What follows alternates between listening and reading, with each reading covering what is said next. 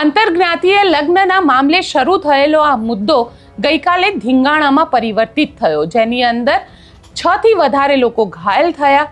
800 થી 1000 લોકોની વિરુદ્ધમાં પોલીસ દ્વારા એફઆઈઆર કરવામાં આવી અને જેની અંદર 16 લોકો તો એવા છે જેમના નામ સાથે એફઆઈઆર કરવામાં આવી છે। અત્યાર સુધીમાં પોલીસે 63 લોકોની અટકાયત કરી છે। સાથે સાથે પોલીસે એ પત્રકારોની વિરુદ્ધમાં પણ એફઆઈઆર લખી છે અને એ પણ નામજોગે। કોણ છે પત્રકાર તેની પણ ચર્ચા કરીશું। સાથે સાથે ચર્ચા કરીશું કે શું ખરેખર રબારી સમાજ અને ચૌધરી સમાજ આ બંને સમાજો વિરુદ્ધ આ જે આખો મામલો છે તે અહમનો મુદ્દો બની ગયો છે, તેની ચર્ચા કરીશું અને સાથે આજે બદલાયેલા વાતાવરણની પણ ચર્ચા કરી લઈશું। કારણ કે આજે બદલાયેલું વાતાવરણ છે, સૌરાષ્ટ્ર કચ્છમાં મોટાભાગે ગઈકાલ રાતથી વરસાદની શરૂઆત થઈ છે, ઘણી બધી જગ્યાએ કરા પડ્યા છે, કયા કયા પાકને નુકસાન થયું છે અને આ આગાહી હવામાન નિષ્ણાંતોએ ક્યાં સુધી કરેલી છે। નમસ્કાર, હું છું ગોપી ગાંગર અને આપ જોઈ રહ્યા છો નિર્ભય ન્યૂઝ। કિંજલ રબારીના આંતરજ્ઞાતીય લગ્નના મામલે શરૂ થયેલો આ મુદ્દો બે સમાજ વચ્ચે ધીંગાણાનો વિષય બની ગયો અને ધીંગાણું થયું શેના કારણે? કારણ કે ચૌધરી સમાજનું મહાસંમેલન મળ્યું। આ મહાસંમેલનની અંદર બે પેઢી આખી હતી, એક યુવા પેઢી હતી અને એક એવા લોકો હતા જે એને સમજતા હતા, એને વિચારતા હતા અને એના આવનારા દિવસોની અંદર સમાજની અંદર શું અસર થશે તે પેઢી પણ ત્યાં આગળ હતી। ઘણા બધા એવા આગેવાનો હતા જે આગેવાનો એવું કહી રહ્યા હતા કે 10 દિવસનો સમય આપવામાં આવે, પરંતુ જે યુવા પેઢી ત્યાં આગળ પહોંચી હતી તેમનું કહેવું હતું કે 24 કલાકની અંદર જ અમને આ આખા મામલે નિર્ણય જોઈએ છે। કારણ કે ચૌધરી સમાજે રબારી સમાજની દીકરી એટલે કે કિંજલ રબારીને પાછી સોંપી દીધી છે, તો હવે રબારી સમાજનો વારો છે અને જે દીકરી ચૌધરી સમાજની દીકરી છે જેણે રબારી સમાજમાં લગ્ન કર્યા છે તે પણ હવે પાછી આવવી જોઈએ। આ માંગ સાથે તે લોકોએ એક આખું સરઘસ કાઢ્યું હતું, પરંતુ પોલીસને આખા મામલાની કદાચ પહેલેથી જ માહિતી હતી। જે વખતે ત્યાં આગળ મંચ ઉપરથી બોલાઈ રહ્યું હતું, મંચ ઉપરથી શીતલ ચૌધરી નામની જે મહિલા છે તેના દ્વારા પણ એવું કહેવામાં આવ્યું હતું કે આપણે ગાડીઓ તૈયાર કરી લો, હવે આપણે અહીંયાથી જ આપણી જે ચૌધરી સમાજની દીકરી છે તે દીકરીને પાછી લેવા માટે જવાની છે। અને ત્યાં આગળ જ્યારે ગાડીઓ પહોંચી ત્યારે પોલીસ પહેલેથી જ હાજર હતી અને બંને પોલીસ અને સમાજ એ બંને વચ્ચે ચૌધરી સમાજના લોકો વચ્ચે ત્યાં આગળ ધીંગાણું થઈ ગયું, એકબીજા ઉપર પથ્થરમારો થયો, લાઠીચાર્જ કરવામાં આવ્યો, ટીયર ગેસ છોડવામાં આવ્યા અને ઘણા બધા લોકોને લગભગ 63 લોકોની અત્યાર સુધીમાં અટકાયત કરવામાં આવી છે। પોલીસે આખા મામલે એફઆઈઆર પણ રજીસ્ટર કરી છે। પોલીસે આખા મામલામાં જે 16 લોકોની વિરુદ્ધમાં એફઆઈઆર કરી છે, જેમાં નામજોગ એફઆઈઆર કરવામાં આવી છે અને સાથે 800 થી 1000 લોકોના ટોળાનું પણ વાત કરવામાં આવી છે, જેની અંદર પત્રકાર દિલુ ચૌધરી, પત્રકાર રમેશ ચૌધરી જે બંને ત્યાં આગળ યુટ્યુબ ચેનલ ચલાવી રહ્યા છે તેમનું પણ નામ આપવામાં આવ્યું છે। કારણ કે એવું કહેવામાં આવી રહ્યું છે કે આ બંને જણાએ ત્યાંના જાહેર મંચ ઉપરથી લોકોને ઉશ્કેરણીજનક વાત કરી હતી। સાથે સાથે દિનેશ ભુરિયા, કરશન ચૌધરી, અમરાભાઈ, શીતલ ચૌધરી, દુર્ગા ચૌધરી આ બે મહિલાઓના નામ પણ તેની અંદર સામેલ છે। શીતલ ચૌધરીનો જે વિડીયો છે તે સોશિયલ મીડિયા ઉપર ખૂબ વાયરલ થયો હતો, જ્યારે તે ગાડીની ઉપર ચડીને બોલી રહી હતી કે હવે અત્યાર સુધી રબારી સમાજની જે દીકરી છે તે પાછી આપી છે, ચૌધરી સમાજની દીકરી અમને પાછી આપવામાં આવે। આ પ્રકારના ઘણા બધા નિવેદનો જે છે તે શીતલ ચૌધરી દ્વારા કરવામાં આવ્યા હતા। આપણે એ પણ નિવેદનને સાંભળીએ જ્યાં મંચ ઉપરથી તે ગાડીઓ તૈયાર કરવા માટેની વાત કરી રહી છે, તો શીતલ ચૌધરીનું આ નિવેદન સાંભળીએ।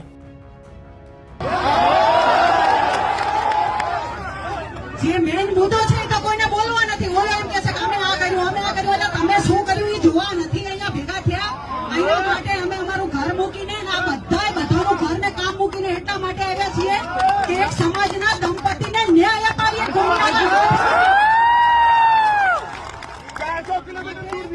25 કલાકનો કોઈ ટાઈમ એવો નથી, 5-25 ગાડીઓ કાઢો અને મારા ભેગા હાલો, આપણે બતાવો।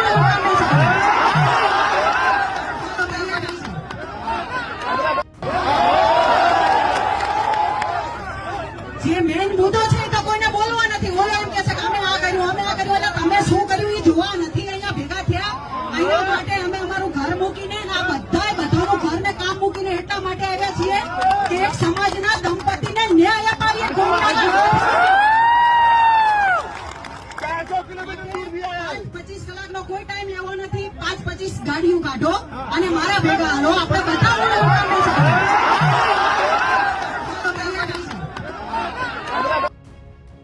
પોલીસે આ આખા મામલે જે 2 પત્રકારોની વિરુદ્ધમાં એફઆઈઆર કરી છે, જેમાંથી એક પત્રકારનું નામ છે દિલુ ચૌધરી, જેને તમે અલગ અલગ social media platform, TV channel ઉપર પણ જોવો છો, અને બીજા પત્રકાર છે ત્યાંના જે એક લોકલ ચેનલ ચાલે છે ષડયંત્ર નામ, રમેશ ચૌધરી, તેમના વિરુદ્ધમાં પણ એફઆઈઆર કરવામાં આવી છે. કારણ કે ગઈકાલે આ બંને પત્રકારો પત્રકાર તરીકે નહીં પરંતુ ચૌધરી સમાજના આગેવાન તરીકે ત્યાં આગળ હાજર હતા. હાલાકી દિલુ ચૌધરીની આ આખા ઘટનાક્રમ બાદ પોતાનું નિવેદન તેમને પોતાના જ સોશિયલ મીડિયાની અંદર મૂક્યું, અને જ્યારે આ આખો ઘટનાક્રમ ઘટ્યો હતો ત્યારે ઠાકરસિંહ રબારી દ્વારા દિલુ ચૌધરી ઉપર લોકોને ભડકાવવાનો આરોપ લગાવવામાં આવ્યો હતો. હાલાકી આ આખી જે ઘટના ઘટી છે તે ઘટના માટે પત્રકારો કેટલા જવાબદાર છે તે કહેવું તો મુશ્કેલ છે, તે તો હવે પોલીસ ઇન્વેસ્ટિગેશનમાં જ ખબર પડશે. પરંતુ જે લોકોની અત્યાર સુધી પોલીસે નામજોગ એફઆઈઆર લખી છે તે લોકોની વિરુદ્ધમાં પોલીસે હવે જે ભાવનાઓ છે, સમાજના લોકોની ભાવનાઓ ભડકાવી તેમને ઉશ્કેરવું, આ પ્રકારની જે કલમ છે તે કલમ લગાવવામાં આવી છે અને તેમની વિરુદ્ધ હવે કાર્યવાહીની શરૂઆત પણ કરી દેવામાં આવી છે. હાલાકી આ આખો મુદ્દો જે છે, આ આખા મુદ્દામાં ધીરે ધીરે પછી અન્ય સમાજના લોકો પણ મેદાનમાં આવ્યા, અને સૌથી વધારે તો ચૌધરી સમાજના લોકો મેદાનમાં આવે. કારણ કે મામલો જે હતો તે શાંતિથી થાળે પાડવાનો હતો. તે મામલાને ક્યાંક શાંતિથી રોકીને આ મામલામાં આગેવાનોએ બેસીને શાંતિથી તેને નિરાકરણ લાવવાનો હતો, પરંતુ નિરાકરણ ન આવતા ક્યાંક મામલો વધારે ઉગ્ર બની ગયો.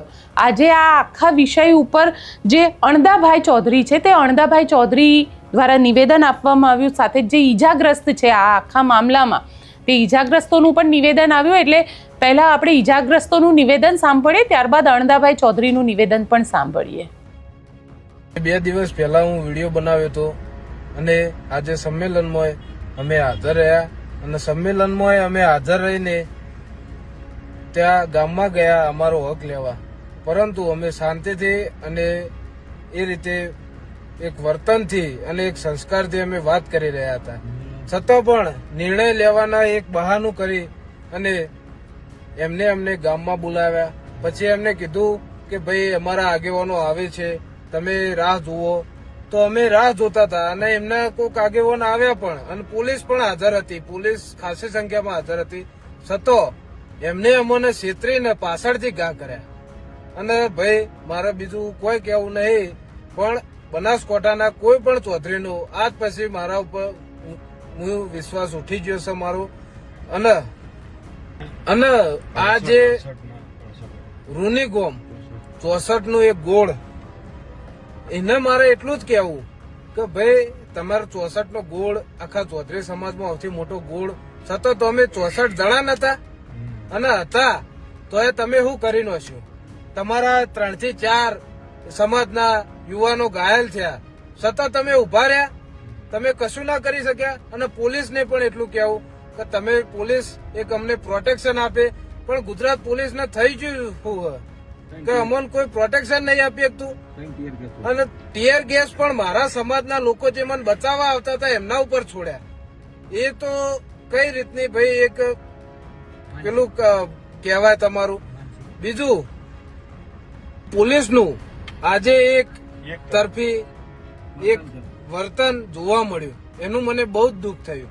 પોલીસ અને સામેવાળાએ પણ જેને મારા ઉપર હુમલો કર્યો અને મારા 2-3 બીજા પણ મિત્રો ઘાયલ થયા, એમને મારે એટલું સામેવાળાને કહેવું કે ભાઈ તમે અમને કહી દીધું હોત કે અમે તૈયારીમાં છીએ તો અમે પૂરેપૂરી તૈયારીમાં આવત, અને અમે કોઈ એ નતા, પણ તમે અમને છેતરીને બોલાયા કે ભાઈ અમારે સમાધાન કરવું છે, અમારા આગેવાનો આવે છે, તો તમારા આગેવાનો તો જ અને મારા સમાજના આગેવાનો કહેવું છે કે ભાઈ શંકરભાઈ તમે એવડી મોટા પદ ઉપર બેઠા, તમારી છોકરીને એક ન્યાય નહીં અપાઈ શકતા?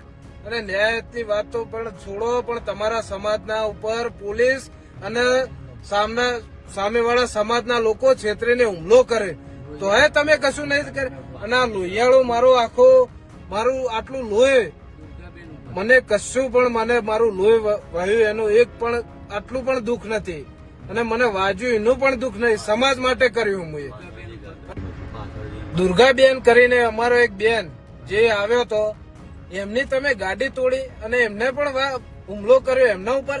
એટલે મરદ થઈને તમે કોઈક છોકરીને મારો, એક દીકરીને મારો, બેનને મારો, એ કેટલા સુધી યોગ્ય વાત છે? બીજી વાત કે તમે કીધું હોત તો અમે પૂરેપૂરી હથિયાર લઈને અમે અમારી તૈયારીમાં આવોત, પણ તમે અમને છેતરીને માર્યા. એટલે એવું ના સમજતા કે અમે કોઈ માર ખાઈને નીકળી ગયા. અમે બધું એક્શન લેવાની તૈયારીમાં જ છીએ. બીજું મારે એ કહેવું કે મીડિયા જે ખોટું ફેલાઈ રહી છે કે પહેલો ચૌધરી સમાજે હુમલો કર્યો, એ તદ્દન ખોટી વાત છે.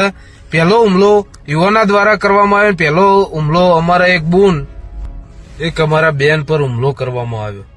પહેલા એમની ગાડી તોડવામાં આવી અને તમારા સમાજના એક ઘણા લોકોએ એક બેનને મારી. એવી તમારી મર્દાનગી. અને તમે જે કર્યું એ બરોબર છે, પણ હવે જે થાય ન ભોગવવા તૈયાર રહેજો. મારું નામ છે ઇન્દુભા દરબાર અને ચોરું અચાનક આ બાજુથી દૂધડેરી બાજુથી આવી અને અચાનક મારું દરબારી ઘર છે પેલું, ત્યાં ડાયરેક્ટ જ પૂછ્યા વગર હુમલો કરી નાખ્યો છે. જે મને માથામાં પથ્થર માર્યા છે, વાગ્યા છે અને હાથમાં પણ વાગ્યા છે. ઘરને કેટલું નુકસાન છે? ઘરને તો આ કાચ બાચ ફૂટ્યા હશે, ગાદીના કાચ ફૂટ્યા છે અને તમને જોવામાં આવે છે કે કેટલા પથ્થરા પડ્યા છે. ડાયરેક્ટ હુમલો જ કર્યો છે, કોઈ પૂછતા નહીં આ લોકો. નકે એમને પૂછવાની ફરજ આવે છે કે કોનું મકાન છે કોનું નથી. કોણે હુમલો કર્યો હતો? પટેલ સમાજના લોકો હતા. આખું ચોરે ચોરું હતું સાહેબ. કેટલા લોકો હશે? અંદાજે લગભગ 500 જેવા. શું માંગ તમે પણ માંગ શું કરો છો હવે? માંગ તો હવે એમની જે બંને સમાજનું છે એકબીજાનું, જો એકબીજા સમાજના સમજી અને એકબીજા મંત્રણા કરે તો બરોબર છે. નકે આ અલગ અલગ સમાજથી રીતે નુકસાન થયું છે, તમારા ઘર ઉપર પથ્થર મારો છે, તમે શું રજૂઆત કરો? અમે તો જ રજૂઆત કરીએ કે ભાઈ પૂછો અને પછી તમે અને આવી પથ્થર મારો ડાયરેક્ટ આટલું બધું શાંતિ સુલેગરનો ભંગ ના કરાય અને શાંતિથી ચર્ચાઓ કરે તો કોઈ પણ રસ્તો મળી શકે છે. ગઈકાલે જે ઊણ ખાતે જે મિટિંગ મળી હતી ચૌધરી સમાજની આ દીકરીને ભગાડી જવાના પ્રશ્ન માટે, એની અંદર જે સમાજના આગેવાનો હતા એ બધા ચર્ચા વિચારણા અંતે એવું નક્કી કરવામાં આવ્યું હતું કે દેસાઈ સમાજને 11 દિવસનો આપણે ઊણ ખાતે સમય આપી અને 11 દિવસમાં આના માટે એ પ્રયત્ન કરી અને દીકરી પરત આપી દઈશું. અને જો આમાં નહીં સફળ થઈએ તો ફરીથી ચૌધરી સમાજ અને દેસાઈ સમાજના આગેવાનો સાથે મળીને આનું નિરાકરણ લાવવાનો પ્રયત્ન કરશે અને જરૂર પડશે તો ફરી ચૌધરી સમાજ આના માટે મિટિંગ બોલાવવી પડશે તો બોલાવશે. એવું નક્કી કર્યા પછી જે ઊણ ગામે આ લોકો યુવાનો પહોંચ્યા અને મને ખબર પડી કે યુવાનો ઊણમાં ગયા છે તો હું પણ ગયો હતો. ત્યાં સમજાવવાનો ખૂબ પ્રયત્ન કર્યો કે 11 દિવસનો સમય આપ્યો છે, એના પહેલાં આપણે આના માટે કંઈ કરી શકીએ નહીં. દેસાઈ સમાજ પણ એક ટૂંક સમયમાં આનો કોઈ નિર્ણય ના લઈ શકે. 11 દિવસ સુધી આનો જે નિરાકરણ લાવવા માટે દેસાઈ સમાજના પ્રયત્નો કરશે. યુવાનોને પણ આજે કહું છું કે જ્યારે કોઈ પણ સમયે જરૂર પડે ત્યારે યુવાનો સંગઠિત થઈને આવતા હોય છે, પણ યુવાનોને જ્યારે કોઈ સામાજિક આગેવાન અપીલ કરતો હોય કે આજે આપણે આટલેથી બંધ કરવાનું છે કે આટલેથી આ વાતને પડતી મૂકવાની છે, તો એવું યુવાનોએ માની જવું પડે અને માને તો જ આ સંગઠન અને સમાજને કોઈ નુકસાન ના થાય અને સમાજનો પણ કોઈ પ્રશ્ન હોય એનો ઉકેલ સારી રીતે લાવી શકે આગેવાનો. ઘટનામાં ઘાયલ થયેલા લોકોને તો આપણે સાંભળ્યા, પરંતુ અહીંયા સવાલ એ ઊભો થઈ રહ્યો છે કે રબારી સમાજ અને ચૌધરી સમાજ, આ બંને સમાજો ક્યાંક ને ક્યાંક પોતાના અહમનો મામલો તો આને નથી બનાવી રહ્યા ને. કારણ કે એક તરફ જ્યાં એવું કહેવાય રહ્યું છે કે કિંજલ રબારી જે ચૌધરી સમાજના યુવક સાથે ભાગી ગઈ હતી અને કિંજલ રબારીને જો આગેવાનોની હાજરીમાં બેસીને વાર્તા કરીને કિંજલ રબારીને પાછી સોંપવામાં આવે છે તેમના પરિવારને, તો પછી ચૌધરી સમાજની દીકરીને કેમ નહીં? એટલે ક્યાંક ને ક્યાંક આખા મુદ્દાને બે સમાજના આગેવાનોએ અહમનો મુદ્દો બનાવી દીધો હતો. અને આમ જોવા જઈએ તો બનાસકાંઠામાં એવું કહેવાય કે રબારી સમાજ અને ચૌધરી સમાજ જેમના પશુપાલનથી લઈને ઘણી બધી રીત રિવાજ પણ મળતા આવે છે, ખૂબ શાંતિથી તે લોકો રહે છે. ઘણા બધા લોકો સાથે મારી ચર્ચા પણ થઈ અને લોકો એવું કહે છે કે રબારી સમાજ અને ચૌધરી સમાજ પર ક્યારે પણ આ પ્રકારનું વયમનસ્ય નથી જોવા મળતું. એ લોકો ખૂબ સંપીને રહે છે, એક જ ગામમાં રહેતા હોય તો ત્યાં પણ તેમના વચ્ચે સંપ હોય છે. તો નિર્ભય ન્યૂઝ વતી તો અમે લોકોને એક જ અપીલ કરીએ છીએ કે આપ પણ સંપીને રહો. આ પ્રકારના મુદ્દાથી વયમનસ્ય પેદા ન થાય. રબારી સમાજ હોય, ચૌધરી સમાજ હોય, ઠાકોર સમાજ હોય, કોઈના પણ વચ્ચે આ પ્રકારનું વયમનસ્ય પેદા ન થવું જોઈએ તેવી અમે તમને અપીલ કરી રહ્યા છે. પરંતુ અહીંયા આગળ સવાલ એ આવે છે કે જે નેતાઓ છે, જે આગેવાનો છે, જેણે આ આખા આંદોલનની ક્યાંક ને ક્યાંક જેને કહી શકાય કે પહેરવી કરી હતી, જેની શરૂઆત કરી હતી, એવા ઠાકરસિંહ રબારી હોય તો ઠાકરસિંહ રબારી પણ ક્યાંક પોતાની રાજનીતિ તો નથી ચલાવી રહ્યા ને, કારણ કે સ્થાનિક સ્વરાજની ચૂંટણીઓ આવી રહી છે અને સ્થાનિક સ્વરાજની ચૂંટણીઓ પહેલાં આ પ્રકારે નેતાઓ પોતાની રાજરમત નથી રમી રહ્યા અને સામાન્ય માણસોએ વિચારવું પડશે. કારણ કે અત્યાર સુધી આપણે ગુજરાતની અંદર 2002માં હિન્દુ મુસ્લિમ થતાં ઘણી બધી વખત જોયું હતું, પણ પહેલી વખત કદાચ હશે કે આ પ્રકારે આંતરજ્ઞાતીય લડાઈ થતી આપણે જોઈ રહ્યા છે. કારણ કે ક્યાંક સમાજમાં વહેંચાશે તો રાજકીય રોટલા જે છે એ નેતાઓ જ શેકવાના છે, એ સમાજના આગેવાનો જ શેકવાના છે અને તેમાંથી ફાયદો પણ તે જ લોકોને મળે છે. સામાન્ય માણસ તો આ બધામાં પીસાય છે. એટલે અમે તમારને એ પણ વિનંતી કરીએ છીએ કે આ પ્રકારે ન થવું જોઈએ. સાથે સાથે આજે ઘણા બધા રબારી સમાજના જે સંતો મહંતો છે તેમના દ્વારા પણ નિવેદન આપવામાં આવ્યા, તેમના દ્વારા પણ કહેવામાં આવ્યું કે રબારી સમાજના જે યુવાનો છે, જે લોકો છે, તે આખા મામલે શાંતિ રાખે. રબારી સમાજ હોય કે ચૌધરી સમાજ હોય, અહીંયા આજે વાડીનાથ મંદિરના તરફથી જે મહંત છે તેમના દ્વારા નિવેદન આપવામાં આવ્યું, તેને આપણે સાંભળીએ. જે સંત મહંત છે તેમના દ્વારા શું કહેવામાં આવ્યું તે પણ સાંભળીએ. મહત્વની વાત તો એ છે કે ગઈકાલે બંને સમાજ વચ્ચે જે રીતે આખું ધીંગાણું થઈ ગયું, બંને સમાજ આમને સામને આવી ગયા. અત્યાર સુધી ના કિંજલ રબારીનું કોઈ નિવેદન આવ્યું છે કે કિંજલ રબારી આ આખા મામલે શું વિચારી રહી છે, કારણ કે કિંજલ રબારીથી જ શરૂઆત થઈ હતી અને એ કંકુબેન ચૌધરી, જે કંકુબેન ચૌધરી પોતે રબારી સમાજમાં લગ્ન કર્યા અને જેમને નિવેદન આપ્યું હતું કે મને મારા પરિવાર સાથે રહેવા દેવામાં આવે, તેમનું પણ હજી સુધી કોઈ જ નિવેદન નથી આવ્યું. એટલે ક્યાંક ને ક્યાંક અમે પણ આશા રાખીએ કે ક્યાંક કોક જો નિવેદન આપે અને બંને સમાજ શાંતિથી રહેતા હોય, આ આખા મામલાનું નિરાકરણ જે છે એ શાંતિથી આવતું હોય તો તે પ્રકારે કરવું જોઈએ. પરંતુ બનાસકાંઠા એકલો એવો જિલ્લો નથી, એવા ગુજરાતના ઘણા બધા જિલ્લાઓ છે કે જે જિલ્લાઓની અંદર આંતરજ્ઞાતીય લગ્ન થતા હોય છે અને ઘણી બધી વખતે એવું થતું હોય છે કે ક્યાંક ને ક્યાંક જો બાલિક હોય તો આ મામલો ક્યાંક સુલટાઈ જતો પણ હોય છે. પરંતુ આને એક અહમનો મુદ્દો બનાવી અને જો બંને સમાજ આ જ રીતે વર્તન કરશે તો આ જે લાગણી દુભાવવાની વાત છે તે લાગણી વધારે દુભાશે. એટલે આશા રાખીએ કે આને અહમનો મુદ્દો ન બનાવી કમસે કમ એ દીકરી વિશે વિચારવામાં આવે, સમાજના અન્ય યુવાનો વિશે વિચારવામાં આવે. કારણ કે પોલીસે જેમના વિરુદ્ધ નામજોગ FIR લખી છે અને તેમના માટે હવે આવનારા દિવસો કેટલા કપરા હશે તે પણ જોવાનું રહેશે. સાથે સાથે ચર્ચા કરી લઈએ હવામાનમાં આવેલા પલટાની, કારણ કે હવામાનની અંદર પલટો આવ્યો છે. જે વેસ્ટર્ન ડિસ્ટર્બન્સ છે જેની સૌથી વધારે અસર શ્રીનગરથી લઈ અને દિલ્હી, રાજસ્થાન સુધી આપણને જોવા મળી. ત્યાં આગળ કરા પડ્યા, ક્યાંક સ્નોફોલ થયો. વૈષ્ણોદેવીમાં ગઈકાલે વરસાદ હતો. આજે અમદાવાદની અંદર પણ વરસાદ જોવા મળ્યો અને અમદાવાદની સાથે સાથે જો સૌરાષ્ટ્રની વાત કરવામાં આવે, કચ્છની વાત કરવામાં આવે, બનાસકાંઠાની વાત કરવામાં આવે તો ગઈકાલે રાતથી ત્યાં આગળ વરસાદ વરસી રહ્યો છે. ઘણી બધી જગ્યાએ ડમરીઓ જોવા મળી છે, ધૂળની આ ડમરીઓ ઉડી છે અને ખાસ કરીને ખેડૂતોને પણ આને લઈને ઘણું નુકસાન થયું છે. આ આખા મામલે પરેશ ગોસ્વામી જે હવામાન નિષ્ણાંત છે તેમનું શું કહેવું છે તે સાંભળી લઈએ.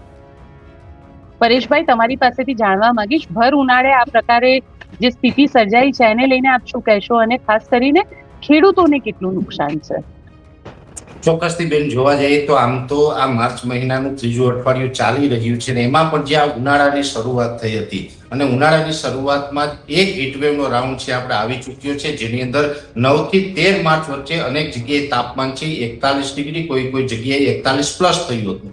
ઉનાળાની જે શરૂઆત હતી ને જે ઉનાળાનો જે આકરો તાપ પડી રહ્યો હતો જેને કારણે આપણું જમીની તાપમાનની સાથોસાથ સમુદ્રી તાપમાન પણ ઉચકાયું હતું. એટલે સ્વાભાવિક રીતે એક અસ્થિરતા છે એ બનતી હોય છે. એમાં પણ જે એક વેસ્ટર્ન ડિસ્ટર્બન્સ અત્યારે પસાર થઈ રહ્યું છે, જે ઉત્તર ભારતના પહાડો ઉપરથી જે વેસ્ટર્ન ડિસ્ટર્બન્સ પસાર થઈ રહ્યું છે એનો જે ટ્રફ હોય છે દક્ષિણ પાકિસ્તાન અને ગુજરાત સુધી લંબાયો છે અને એ ઊંચું તાપમાનને કારણે જે અસ્થિરતા બની હતી અને એની સાથોસાથ આ ભેજ મળ્યો છે ટ્રફનો, એટલે જમીની લેવલથી 700 એચપીએ લેવલે બહોળું સર્ક્યુલેશન બની ચૂક્યું છે અને આ સર્ક્યુલેશન અત્યારે ગુજરાત ઉપર સક્રિય છે, જેને કારણે ગઈકાલથી જ રાજ્યના અલગ અલગ વિસ્તારમાં માવઠાના ઝાપટા પડવાની શરૂઆત થઈ છે. આમ તો લગભગ માર્ચ મહિનાની શરૂઆતથી જ અમે કહેતા આવ્યા છે કે લગભગ 20 તારીખ આસપાસ એક માવઠાની શક્યતાઓ છે. એ જ મુજબનું અત્યારે આ માવઠું ચાલી રહ્યું છે, જેમાં ખાસ કરીને ગઈકાલે જે શરૂઆત થઈ, એટલે ગઈકાલે તો સીમિત વિસ્તારોની અંદર ઝાપટા પડ્યા હતા, પણ આજે 19 માર્ચ 2026 ના રોજ રાજ્યની અંદર માવઠાના વિસ્તારમાં વધારો થયો છે, જેમાં કચ્છના ભાગો હોય, સૌરાષ્ટ્રના ભાગો હોય, ઉત્તર ગુજરાતના પણ કોઈ ભાગોની અંદર ઝાપટા પડ્યા છે એવા મને જે મેસેજ મળ્યા છે. મધ્ય ગુજરાતનું વાતાવરણ છે એમાં પણ પલટો આવી ચૂક્યો છે. હવે આ અસ્થિરતા છે એ આપણા ઉપરથી પસાર થવામાં હજુ પણ લગભગ 24 કલાક જેવો સમય લાગી શકે છે અને આ અસ્થિરતા છે એ ખૂબ ધીમી ગતિ આગળ વધી રહી છે અને આ અસ્થિરતા છે 700 એચપી લેવલ એટલે ખૂબ નીચી છે. હવે અસ્થિરતા નીચી છે, જેને કારણે અમુક વિસ્તારની અંદર થંડરસ્ટોર્મ એક્ટિવિટી થશે. જે વિસ્તારમાં થંડરસ્ટોર્મ એક્ટિવિટી થશે ત્યાં પવનની ઝડપમાં વધારો થશે. અત્યારે એવરેજ નોર્મલ પવનની જે ઝડપ છે 12 થી લઈને 14 કિલોમીટર પ્રતિ કલાકની ચાલી રહી છે, પણ જે વિસ્તારમાં થંડરસ્ટોર્મ થશે ત્યાં પવનની ઝડપ 35 થી લઈને 40 કિલોમીટર જોવા મળશે અને એના જે ગસ્ટિંગ હોય છે એ આપણે લગભગ 50 થી 55 કિલોમીટરની ઝડપે ફૂંકાય તેવી પણ શક્યતાઓ છે. અને જે થંડરસ્ટોર્મ થશે ત્યાં પવનની ઝડપની સાથોસાથ ગાજવીજનું પ્રમાણ જોવા મળશે. એટલે અનેક વિસ્તારની અંદર ગાજવીજ અને પવન સાથે માવઠાના ઝાપટા પડે તેવી શક્યતાઓ છે. એમાં પણ ખાસ કરીને જોવા જઈએ તો આની તીવ્રતા જ મોડી રાત સુધી રહેવાની છે, જેમાં સૌરાષ્ટ્રનું દ્વારકા, જામનગર, પોરબંદર, મોરબી, સુરેન્દ્રનગર, રાજકોટ, જુનાગઢ અને ગીર સોમનાથ આ વિસ્તારોની અંદર થોડીક તીવ્રતા જોવા મળશે. અમરેલી, બોટાદ, ભાવનગર જેવા વિસ્તારની અંદર ઓછી તીવ્રતા જોવા મળશે.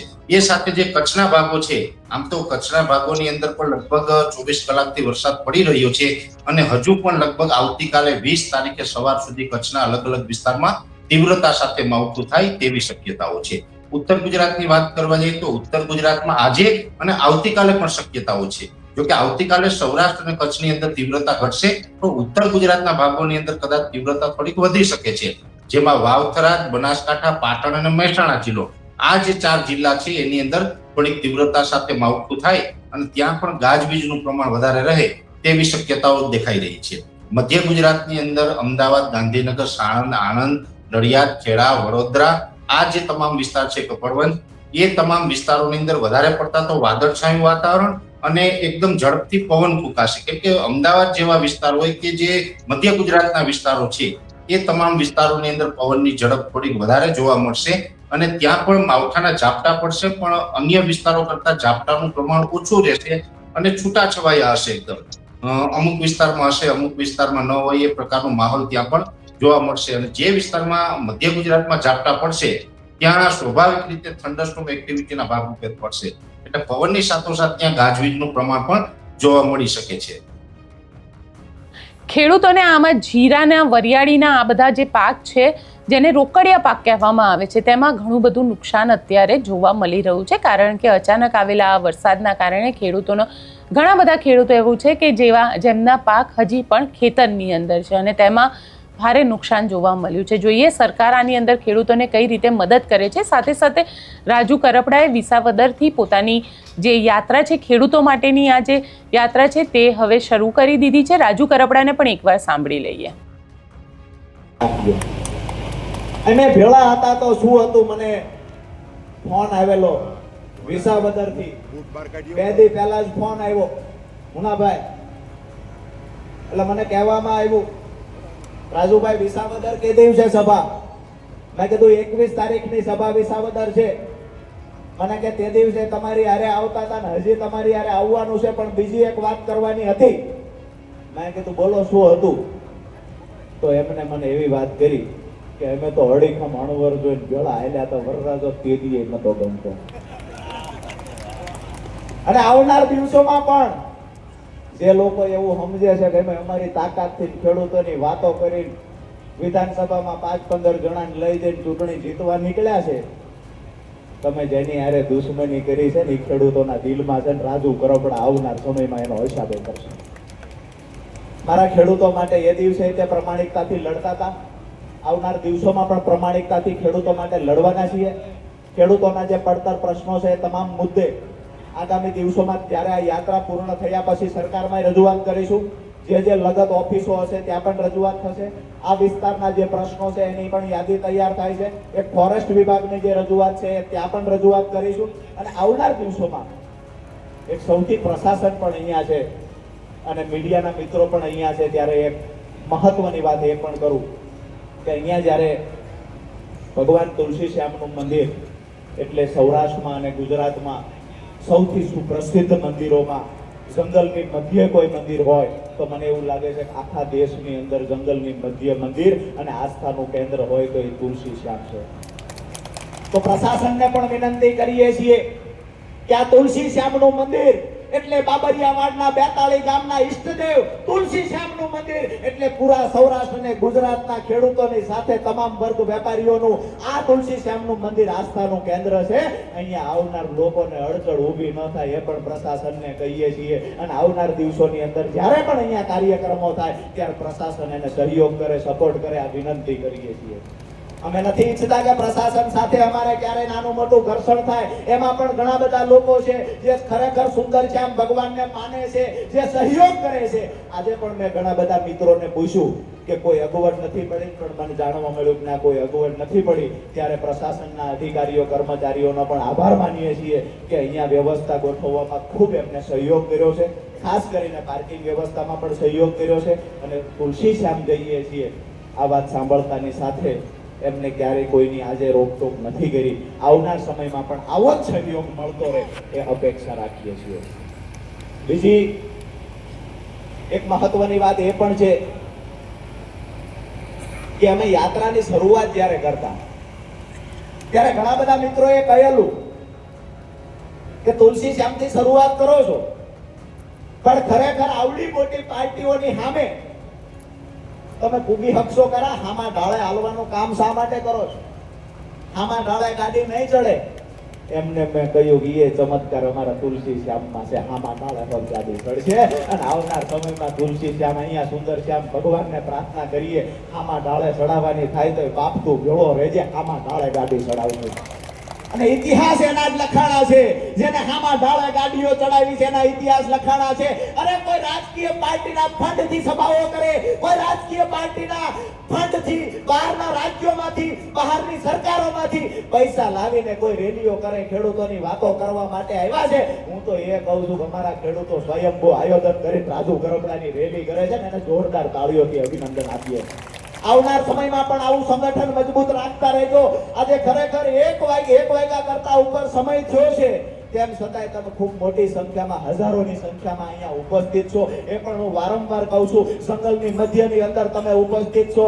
અહીંયા સભા કરવાનું સપનું પણ કોઈ નેતા કે રાજકીય પાર્ટીનો આગેવાન ન જોઈ શકે.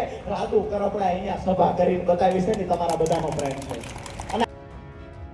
રાજુ કરપડાને તો આપણે સાંભળ્યા, સાથે ચર્ચા એક એવા વિષયની પણ કરવી છે કે ખેડૂત હવે પોતે કૃષિ મંત્રી પાસે પરમિશન માંગી રહ્યો છે કે મને ખેતરની અંદર ગાંજો ઉગાડવાની પરમિશન આપવામાં આવે. આ માંગ કરી છે અમરેલીના ખેડૂતની. અને અમરેલીના આ ખેડૂતનું કહેવું છે કે મને મારા ખેતરમાં ગાંજો ઉગાડવાની પરમિશન આપવામાં આવે, કારણ કે અત્યાર સુધી જ્યારે અમે બીજા પાક લઈ રહ્યા છે, એ ઘઉં હોય, બાજરી હોય, વરિયાળી હોય, જીરું હોય કે અન્ય કોઈ પણ પાક લઈ રહ્યા છે, તો જે પાકની કિંમત અમારી જે લાગે છે પાકને ઉગાડવા માટે, પાક તૈયાર થાય છે અને પછી જ્યારે અમે માર્કેટની અંદર એને આપવા માટે જઈએ છીએ તો અમને એનું જે પૈસા મળવા જોઈએ મળતા નથી. 5 વર્ષ પહેલાં પણ જ્યાં કપાસના ભાવ 2000 હતા, અત્યારે 1400 થઈ ગયા છે.